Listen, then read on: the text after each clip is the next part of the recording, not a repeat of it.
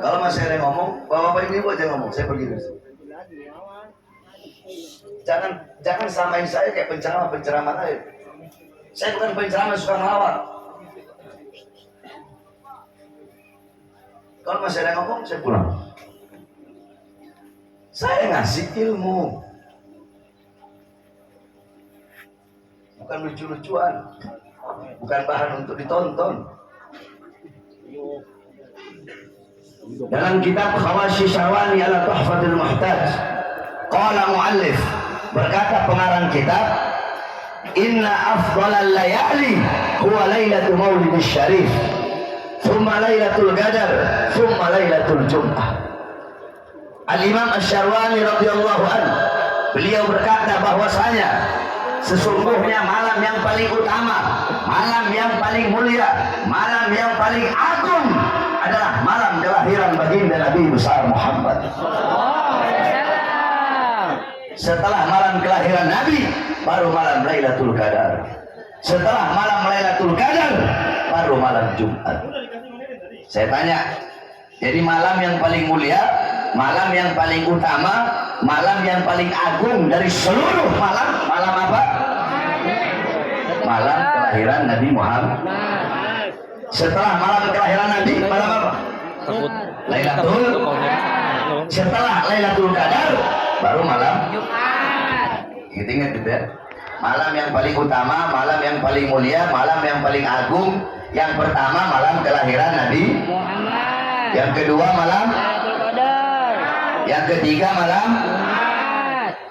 Pertanyaannya, kenapa malam Maulid lebih utama, lebih mulia, lebih agung, lebih luhur daripada malam Lailatul Qadar? Padahal Lailatul Qadar adalah malam turunnya para malaikat, malam turunnya rahmat, malam turunnya maghfirat, malam turunnya hidayat, malam yang lebih utama dan lebih mulia daripada 1000 bulan, malam turunnya Al-Quran.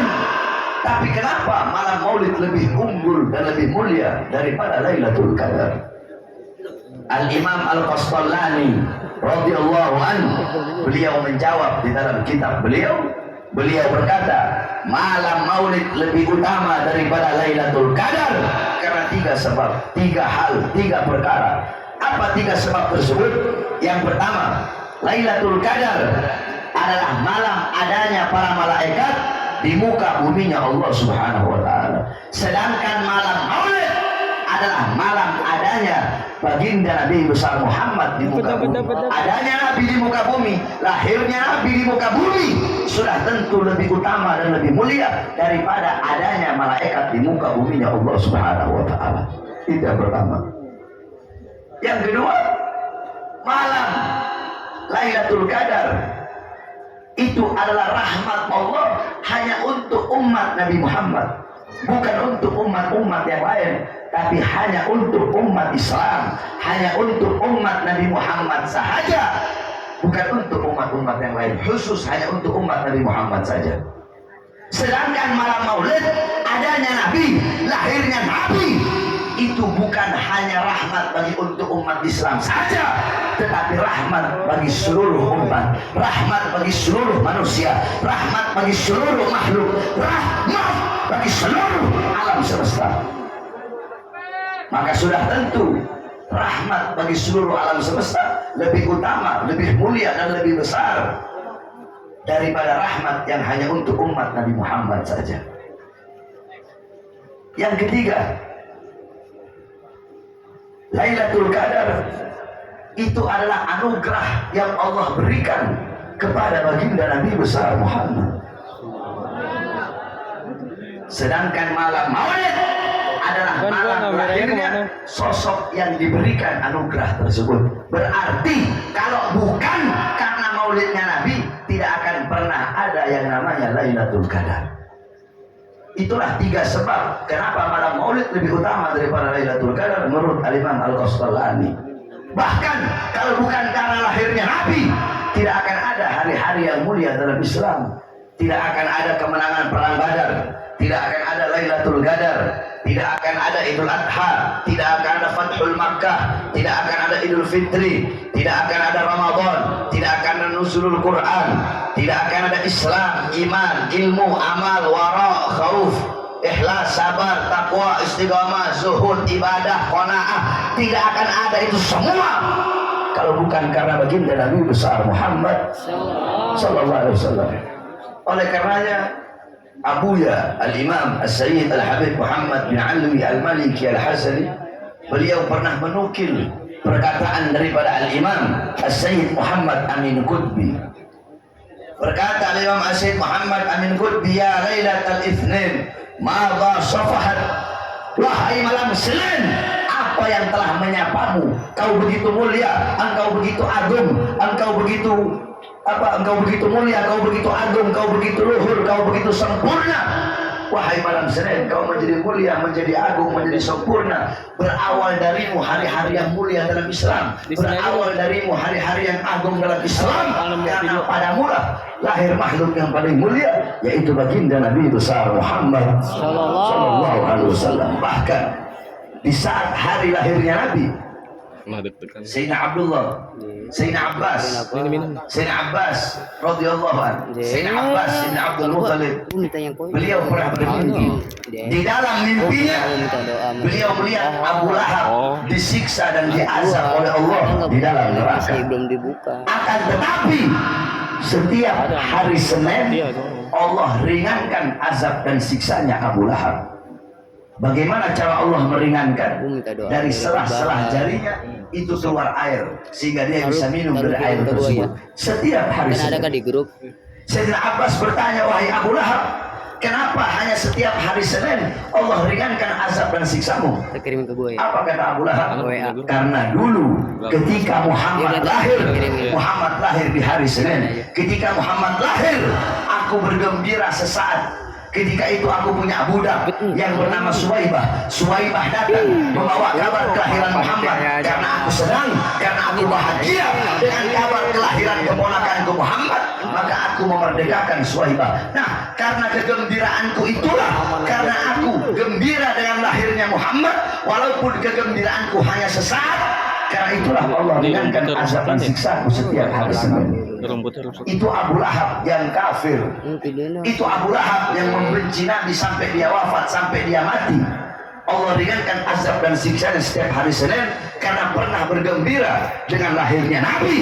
Maka bagaimana dengan kita, umat Islam, umat yang beriman kepada Nabi Muhammad, umat yang dicintai oleh Nabi Muhammad, kalau kita bersyukur setiap nafasnya kita, bergembira setiap nafasnya kita, berbahagia setiap hembusan nafas kita dengan lahirnya baginda Nabi besar Muhammad.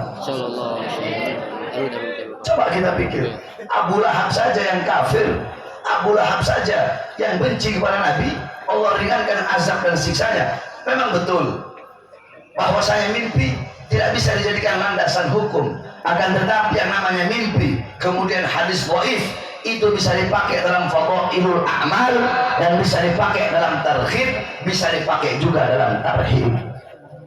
Abu Lahab Allah ringankan azab dan siksanya. Bagaimana dengan kita, umat baginda Nabi besar Muhammad, kalau kita berbahagia dan bergembira dengan lahirnya baginda Nabi besar Muhammad? Nah, kita duduk pada malam hari ini untuk berbahagia, untuk bergembira, untuk bersyukur kepada Allah atas lahirnya baginda Nabi besar Muhammad. Al-Imam Busiri radhiyallahu anhu, beliau berkata dalam qasidah burdahnya, Muhammadun syukruhu fardun alal umami. Muhammad bersyukur dengan adanya beliau, bersyukur dengan lahirnya beliau, wajib bagi setiap umat untuk bersyukur dengan adanya baginda Nabi besar Muhammad. Saudara-saudara, jangankan bersyukur dengan adanya Nabi Muhammad, kamu tahu kenapa kita berpuasa pada tanggal 10 Muharram atau hari Asyura? Kita berpuasa pada hari Asyura karena dulu Nabi Muhammad pernah bertanya kepada orang-orang Yahudi Madinah akan puasa mereka pada hari Asyura. Ketika Nabi Muhammad melihat orang-orang Yahudi berpuasa pada tanggal 10 Muharram atau hari Asyura, maka Nabi Muhammad bertanya kepada mereka, apa yang kalian lakukan? Kenapa kalian berpuasa pada tanggal 10 Muharram? Apa kata orang Yahudi Madinah? Kami berpuasa pada tanggal 10 Muharram karena kami bersyukur kepada Allah atas selamatnya Musa dari kejaran Fir'aun. Allah selamatkan Musa pada 10 Muharram, makanya kami bersyukur kepada Allah dengan berpuasa. Apa kata Nabi? Nahnu ahabbu bi Musa minkum. Kami lebih berhak atas Musa daripada kalian. Nabi pun berpuasa dan memerintahkan para sahabat untuk berpuasa. Makanya puasa 10 Muharram menjadi ibadah sunnah yang tidak pernah ditinggalkan oleh baginda Nabi besar Muhammad sallallahu alaihi wasallam. Kenapa berpuasa pada tanggal 10 Muharram? Untuk bersyukur kepada Allah atas selamatnya Musa dari kejaran Fir'aun. Nah, saudara-saudara, jikalau bersyukur kepada Allah atas selamatnya Musa dari kejaran Fir'aun menjadi ibadah sunnah, maka bagaimana kita bersyukur kepada Allah atas selamatnya seluruh alam semesta berkat adanya baginda Nabi besar Muhammad? Bukankah dikatakan laulahu lam fakaifa tad'u ila dunya daruratu man laulahu lam tukhrajid dunya minal adami. Kalau bukan karena Nabi Muhammad, dunia tidak akan pernah Allah keluarkan dari ketiadaannya. Dunia beserta isinya, alam semesta, semua tidak akan pernah ada kalau bukan karena baginda Nabi besar Muhammad.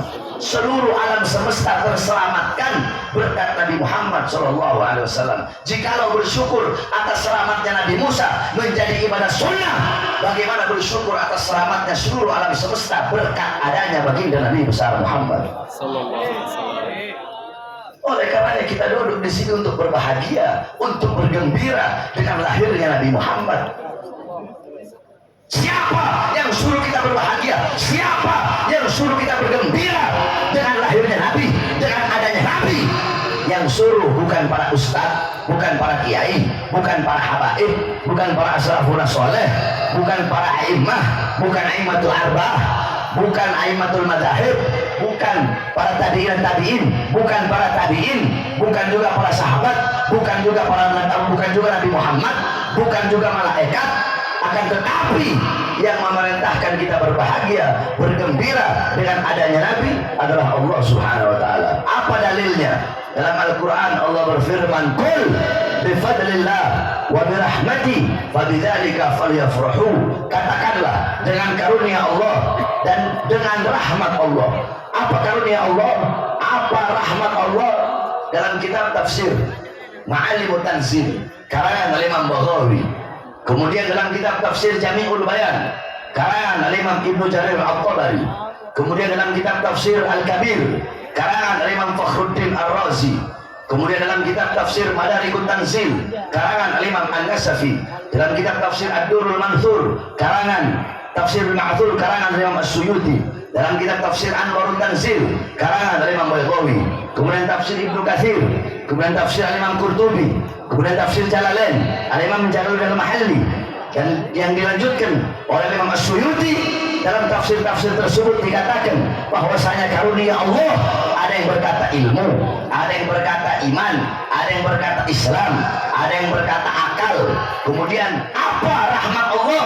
Rahmat Allah dalam tafsir bil Ma'thur, yakni menafsirkan suatu ayat dengan ayat yang lain, sebagaimana dalam ayat yang lain Allah berfirman, "Wa ma arsalnaka illa rahmatan lil alamin." Tidak aku utus engkau wahai Muhammad kecuali engkau adalah rahmat bagi seluruh alam semesta. Dengan adanya karunia Allah yaitu iman, Islam, Al-Quran, ilmu, dan dengan adanya rahmat Allah, siapa rahmat Allah yang paling besar, yang paling mulia, yang paling agung?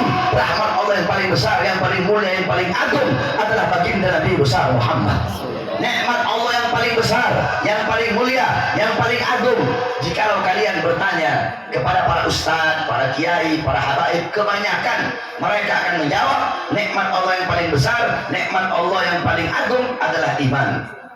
Sebagaimana banyak para penceramah-penceramah di panggung-panggung, banyak beliau-beliau mengatakan, alhamdulillah, segala puji dan syukur kepada Allah yang telah memberikan kita nikmat yang paling besar, yaitu nikmat iman dan nikmat Islam. Tapi kalau kalian bertanya kepada Bahar bin Ali bin Smith, apa nikmat Allah yang paling besar, apa nikmat Allah yang paling luas, apa nikmat Allah yang paling agung, Bahar bin Smith akan menjawab, nikmat Allah yang paling besar, yang paling luas, yang paling agung, yang paling luhur adalah baginda Nabi besar Muhammad. Sebab kalau bukan karena Nabi Muhammad, tidak akan pernah ada yang namanya iman dan tidak akan pernah ada yang namanya Islam. Maka dengan adanya karunia Allah dan dengan adanya rahmat Allah yang paling besar yaitu Nabi Muhammad, falyafrahu, maka hendaklah mereka bergembira, kata Allah, dengan adanya karunia Allah dan dengan adanya rahmat Allah.